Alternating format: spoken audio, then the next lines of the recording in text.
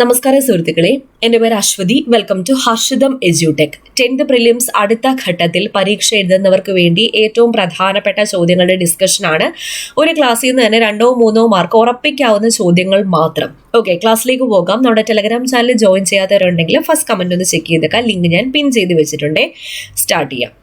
ആദ്യത്തെ ചോദ്യം: കേരളത്തിലെ നദികളെ സംബന്ധിച്ച പ്രസ്താവനകളിൽ ശരിയായത് കണ്ടെത്തുക. ഇവിടെ ശരിയായിട്ടുള്ള പ്രസ്താവനകൾ ഏതൊക്കെ? കിഴക്കോട്ടൊഴുകുന്ന നദികൾ കബനി, ഭവാനി, പാമ്പാർ. ശരിയാണ്. ഏറ്റവും നീളമുള്ള നദികളിൽ 2ാം സ്ഥാനം ഭാരതപ്പുഴയ്ക്കാണ്. ശരിയാണ്. ഇവിടെ രണ്ടാമത്തെ സ്റ്റേറ്റ്മെന്റ് എന്തുകൊണ്ട് തെറ്റിപ്പോയി? പെരിങ്ങൽകുത്ത് ജലവൈദ്യുത പദ്ധതി ചാലക്കുടി പുഴയിലാണ് സ്ഥിതി ചെയ്യുന്നത്. ഇവിടെ ഏതാ തന്നിരിക്കുന്നത്? പെരിയാർ എന്നാണ് തന്നിരിക്കുന്നത്. അത് തെറ്റ്. ഞാൻ കഴിഞ്ഞ ക്ലാസ്സിൽ കേരളത്തിലെ പ്രധാന നദികളും നീളവും ഡിസ്കസ് ചെയ്തിട്ടുണ്ടായിരുന്നു. പെരിയാർ നദിയാണ് കേരളത്തിലെ ഏറ്റവും നീളം കൂടിയ നദി. നീളം എത്രയാണ്? 244 കിലോമീറ്റർ. ഭാരതപ്പുഴ 209, പമ്പ 176 കിലോമീറ്റർ.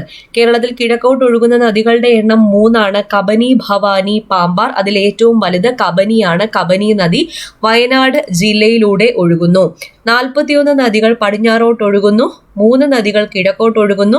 കേരളത്തിലെ ഏറ്റവും നീളമുള്ള നദി പെരിയാർ ആണെങ്കിൽ ഏറ്റവും ചെറിയ നദി ഏതാണ്? മഞ്ചേശ്വരം പുഴയാണ്. മഞ്ചേശ്വരം പുഴ 16 കിലോമീറ്റർ മാത്രമാണ് നീളം. 16 കിലോമീറ്റർ. കടലിൽ പതിക്കുന്ന കേരളത്തിലെ ഏറ്റവും ചെറിയ നദി ഏതാ? രാമപുരം പുഴയാണ്. 19 കിലോമീറ്റർ മാത്രമാണ് ഇതിന്റെ നീളം. ഓക്കെ, ഇനി ഒരു 10 മുൻവർഷ ചോദ്യം നോക്കിയാലോ. കേരള സംസ്ഥാന മനുഷ്യാവകാശ കമ്മീഷന്റെ ആസ്ഥാനം എവിടെ?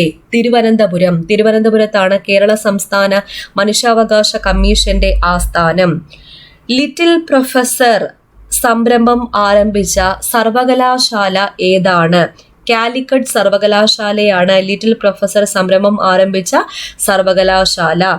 സെൻട്രൽ മറൈൻ ഫിഷറീസ് റിസർച്ച് ഇൻസ്റ്റിറ്റ്യൂട്ടിന്റെ ആസ്ഥാനം എവിടെയാണ്? പനങ്ങാട്. പനങ്ങാടാണ് സെൻട്രൽ മറൈൻ ഫിഷറീസ് റിസർച്ച് ഇൻസ്റ്റിറ്റ്യൂട്ടിന്റെ ആസ്ഥാനം. മികച്ച തദ്ദേശ സ്വയംഭരണ സ്ഥാപനങ്ങൾക്ക് സമ്മാനിക്കുന്ന ബഹുമതി ഏത്?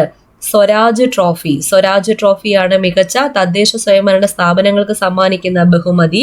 ഹർഷിതം എജ്യൂടെക് ആപ്പിൽ ഈ വർഷം നടക്കാനിരിക്കുന്ന ഏറ്റവും പ്രധാനപ്പെട്ട പരീക്ഷയായ അസിസ്റ്റന്റ് സെയിൽസ്മാന് വേണ്ടി പുതിയ ബാച്ച് സ്റ്റാർട്ട് ചെയ്തിട്ടുണ്ട്. അപ്പോൾ നമ്മുടെ ബാച്ചിൽ ഫുൾ സിലബസ് കവറേജ് ആയിട്ടുള്ള ക്ലാസ് ആണ്. വളരെ തുച്ഛമായിട്ടുള്ള ഫീസിൽ നിങ്ങൾക്ക് കിട്ടുന്നത്. സ്റ്റഡി പ്ലാനോട് കൂടിയാണ്. അപ്പോൾ ടൈം ടേബിൾ വൈസ് ക്ലാസ് എന്ന് പറഞ്ഞൊരു ഫോൾഡർ തന്നെ ഞാൻ സെറ്റ് ചെയ്തിട്ടുണ്ട്. അതിനകത്ത് week 1 ആദ്യത്തെ വീക്കിലെ ടൈം ടേബിൾ, അതിൽ ആദ്യത്തെ വീക്കിൽ 5 ദിവസം, Day 1, Day 2, Day 3, Day 4, Day 5.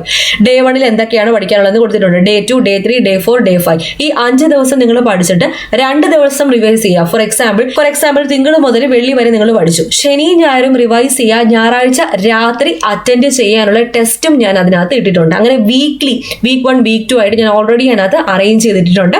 അതൊരു short current affairs, monthly current affairs, PSC previous questions with related facts, പുതിയ SCERT 5, 7, 9 ക്ലാസ്സുകളിലെ SCERT പാഠപുസ്തകങ്ങളിലെ വസ്തുതകൾ ചാപ്റ്റർ വൈസ് ആയിട്ട് തന്നെയാണ് എടുക്കുന്നത്. എല്ലാം ഈ ഒരൊറ്റ കോഴ്സിൽ നിങ്ങൾക്ക് തുച്ഛമായ ഫീസിൽ എക്സാം കഴിയുന്നത് വരെ അവൈലബിൾ ആയിരിക്കും. ഓക്കെ, അപ്പോൾ ഹർഷിതം എജ്യൂടെക് ആപ്പിലാണ് ക്ലാസ് വരുന്നത്. അസിസ്റ്റന്റ് സെയിൽസ്മാന്റെ ബാച്ച് മാത്രമല്ല, ഫയർമാന്റെ ബാച്ച് നടക്കുന്നു. ജനറൽ PSC, അതുപോലെ ഇനി വരാനിരിക്കുന്ന company LGS, Bevco LD, VFA മുതലായ ബാച്ചുകളിൽ ഒരുപാട് ബാച്ചുകൾ നമ്മുടെ ആപ്പിൽ ഇപ്പോൾ അവൈലബിൾ ആണ്. എല്ലാം വളരെ തുച്ഛമായിട്ടുള്ള ഫീസിലാണ് കേട്ടോ. അപ്പോൾ ആപ്പ് ഡൗൺലോഡ് ചെയ്യുന്ന ലിങ്ക് ഞാൻ ഡിസ്ക്രിപ്ഷൻ ബോക്സിൽ കൊടുത്തിട്ടുണ്ട്. കൂടാതെ പ്ലേ സ്റ്റോറിൽ ഹർഷിതം എജ്യൂടെക് എന്ന് സെർച്ച് ചെയ്താലും നമ്മുടെ ആപ്പ് നിങ്ങൾക്ക് കിട്ടുന്നതായിരിക്കും. കേരളത്തിലെ ആദ്യത്തെ പ്രത്യേക സാമ്പത്തിക മേഖലയാണ് ഏത്? Kakkanad. Special economic zone, cess എന്ന് പറയും. ഇപ്പൊ കേരളത്തിലെ ആദ്യത്തെ സെസ് ഏതാണ്? പ്രത്യേക സാമ്പത്തിക മേഖല ഏതാണ്? കാക്കനാടാണ്. കാക്കനാട്.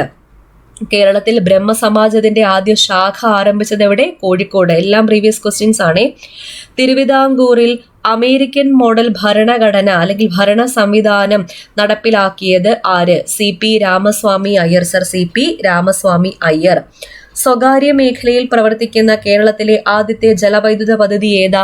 മണിയാർ ജലവൈദ്യുത പദ്ധതിയാണ്. മണിയാറാണ് സ്വകാര്യ മേഖലയിൽ പ്രവർത്തിക്കുന്ന കേരളത്തിലെ ആദ്യത്തെ ജലവൈദ്യുത പദ്ധതി. ഇനി സംസ്ഥാന TB സെന്റർ, അതായത് ട്യൂബർക്ലോസിസ് സെന്റർ സ്ഥിതി ചെയ്യുന്നത് എവിടെയാണ്? തിരുവനന്തപുരത്താണ്. തിരുവനന്തപുരം. ഇന്ത്യയിലെ ആദ്യത്തെ വൈഫൈ നഗരസഭ ഏതാ? മലപ്പുറം നഗരസഭയാണ് ഇന്ത്യയിലെ ആദ്യത്തെ വൈഫൈ നഗരസഭ. അടുത്ത ചോദ്യം, കേരളത്തിലെ കായലുകളെ സംബന്ധിച്ച പ്രസ്താവനയിൽ ശരിയല്ലാത്തവ കണ്ടെത്തുക. കേരളത്തിലെ ഏറ്റവും വലിയ കായൽ അഷ്ടമുടി കായൽ, അത് തെറ്റാണ്. 2 മാത്രമാണ് തെറ്റായിട്ടുള്ളത്. കേരളത്തിലെ ഏറ്റവും വലിയ കായൽ വേമ്പനാട് കായലാണ്. കേരളത്തിലെ ശാസ്താംകോട്ട കായൽ ഏത് ജില്ലയിൽ സ്ഥിതി ചെയ്യുന്നു? കൊല്ലം ജില്ലയിൽ സ്ഥിതി ചെയ്യുന്നു. ശരിയാണ്. സമുദ്രനിരപ്പിൽ നിന്നും ഉയരത്തിൽ സ്ഥിതി ചെയ്യുന്ന പൂക്കോട് കായൽ വയനാട്ടിൽ സ്ഥിതി ചെയ്യുന്നു. ശരിയാണ്. 2 മാത്രമാണ് തെറ്റിപ്പോയത്. അപ്പൊ കേരളത്തിലെ ഏറ്റവും വലിയ കായൽ ഏതാ? വേമ്പനാട് കായലാണ്. വേമ്പനാട് കായൽ. വേമ്പനാട് കായൽ വ്യാപിച്ചു കിടക്കുന്ന ജില്ലകൾ ഏതൊക്കെ? ആലപ്പുഴ, കോട്ടയം, എറണാകുളം. ആലപ്പുഴ, കോട്ടയം, എറണാകുളം ജില്ലകളിലായിട്ടാണ് വേമ്പനാട് കായൽ വ്യാപിച്ചു കിടക്കുന്നത്. ഇനി തണ്ണീർമുക്കം ബണ്ട്, തോട്ടപ്പള്ളി സ്പിൽവേ എന്നിവ സ്ഥിതി ചെയ്യുന്നത് ഏത് കായലിലാണ്? വേമ്പനാട് കായലിലാണ്. വേമ്പനാട് കായലിൽ. വേമ്പനാട് കായലിലെ പ്രധാന ദ്വീപുകൾ ഏതൊക്കെ?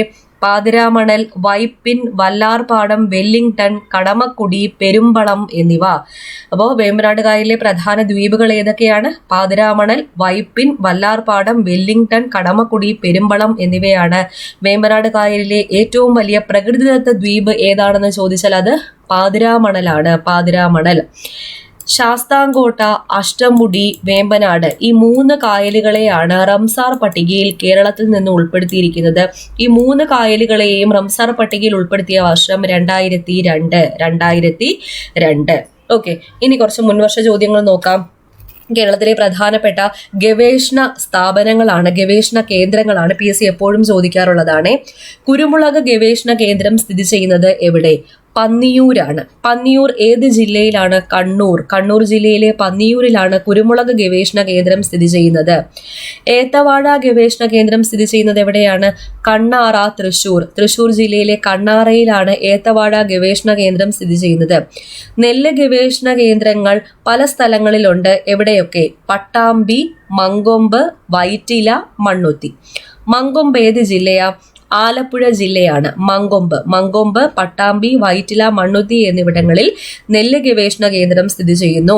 കശുവണ്ടി ഗവേഷണ കേന്ദ്രം ആനക്കയം. ആനക്കയം ഏത് ജില്ല? മലപ്പുറം ജില്ല. മലപ്പുറം ജില്ലയിലെ ആനക്കയത്തും തൃശൂർ ജില്ലയിലെ മടക്കത്തറയിലും കശുവണ്ടി ഗവേഷണ കേന്ദ്രം സ്ഥിതി ചെയ്യുന്നുണ്ട്. സംസ്ഥാന ഏലം ഗവേഷണ കേന്ദ്രം പാമ്പാടുംപാറയിലും കേന്ദ്ര ഏലം ഗവേഷണ കേന്ദ്രം മയിലാടുംപാറയിലും സ്ഥിതി ചെയ്യുന്നു. 2ഉം ഏത് ജില്ലയാണ്? ഇടുക്കി ജില്ലയാണ്. റബ്ബർ ബോർഡിന്റെ ആസ്ഥാനം എവിടെയാ? കോട്ടയം. റബ്ബർ ബോർഡിന്റെ ആസ്ഥാനം എവിടെയാണ്? കോട്ടയമാണ്. പുൽത്തൈല ഗവേഷണ കേന്ദ്രം എവിടെ സ്ഥിതി ചെയ്യുന്നു? ഓടക്കാലി. ഏത് ജില്ല? എറണാകുളം ജില്ല. എറണാകുളം ജില്ല. ബാംബു കോർപ്പറേഷൻ അങ്കമാലിയിലാണ് സ്ഥിതി ചെയ്യുന്നത്. കാപ്പി ഗവേഷണ കേന്ദ്രം ചുണ്ടേൽ, വയനാട്. കാപ്പി ഗവേഷണ കേന്ദ്രം എവിടെ സ്ഥിതി ചെയ്യുന്നു? ചുണ്ടേൽ, വയനാട്. അടുത്ത ചോദ്യം, താഴെ പറയുന്ന പ്രസ്താവനകളിൽ ശരിയായത് കണ്ടെത്തുക. വയനാട് ചുരം സ്ഥിതി ചെയ്യുന്ന ജില്ല കോഴിക്കോട് ജില്ല. ശരിയാണ്. കേരളത്തിലെ ഏറ്റവും വലിയ ചുരം പാലക്കാട് ചുരം. ഇത് 2ഉം ശരിയാണ്. ഒന്നാമത്തെ സ്റ്റേറ്റ്മെന്റ് തെറ്റാണ്. താമരശ്ശേരി ചുരം ബന്ധിപ്പിക്കുന്നത് ഏതിനെയൊക്കെ? വയനാടിന്റെ പ്രവേശന കവാടം എന്നറിയപ്പെടുന്ന താമരശ്ശേരി ചുരം കോഴിക്കോടിനെ മൈസൂരുമായി ബന്ധിപ്പിക്കുന്നു. താമരശ്ശേരി ചുരമാണ് വയനാട് ചുരം എന്ന പേരിൽ അറിയപ്പെടുന്നത്. കോഴിക്കോടിനെ മൈസൂരുമായി ബന്ധിപ്പിക്കുന്നു. പാലക്കാട് ചുരം പാലക്കാടിനെ കോയമ്പത്തൂരുമായി ബന്ധിപ്പിക്കുന്നു. ആര്യങ്കാവ് ചുരം പുനലൂരിനെ ചെങ്കോട്ടയുമായി ബന്ധിപ്പിക്കുന്നു. പാൽ ചുരം പ്രീവിയസ് ക്വസ്റ്റ്യൻ വയനാടിനെ കണ്ണൂരുമായി ബന്ധിപ്പിക്കുന്നു. പേരമ്പാടി ചുരം കണ്ണൂരിനെ കൂർഗുമായി ബന്ധിപ്പിക്കുന്നത് പേരമ്പാടി ചുരമാണ്. പെരിയ ചുരം മാനന്തവാടിയെ മൈസൂരുമായി ബന്ധിപ്പിക്കുന്നത് പെരിയ ചുരമാണ്. പാലക്കാട് ചുരത്തിലൂടെ കടന്നു പോകുന്ന ദേശീയപാത ഏത്?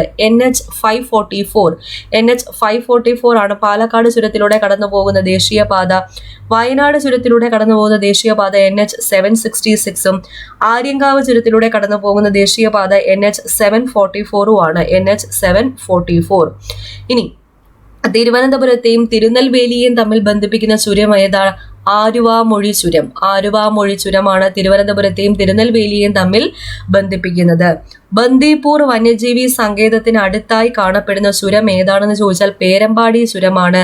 പേരമ്പാടി ചുരം ബന്ധിപ്പിക്കുന്നത് കണ്ണൂരിനെ കൂർഗുമായിട്ട്. കേരളത്തിലെ ഏറ്റവും വലിയ ചുരം ഏതാ? പാലക്കാട് ചുരമാണ് കേരളത്തിലെ ഏറ്റവും വലിയ ചുരം. പാലക്കാടിനെ കോയമ്പത്തൂരുമായി ബന്ധിപ്പിക്കുന്നു. ഓക്കെ, അപ്പൊ ഇത്രയും ക്വസ്റ്റ്യൻസ് ആണ് ഇന്ന് ഡിസ്കസ് ചെയ്തത്. എല്ലാം പ്രധാനപ്പെട്ടവയാണ്.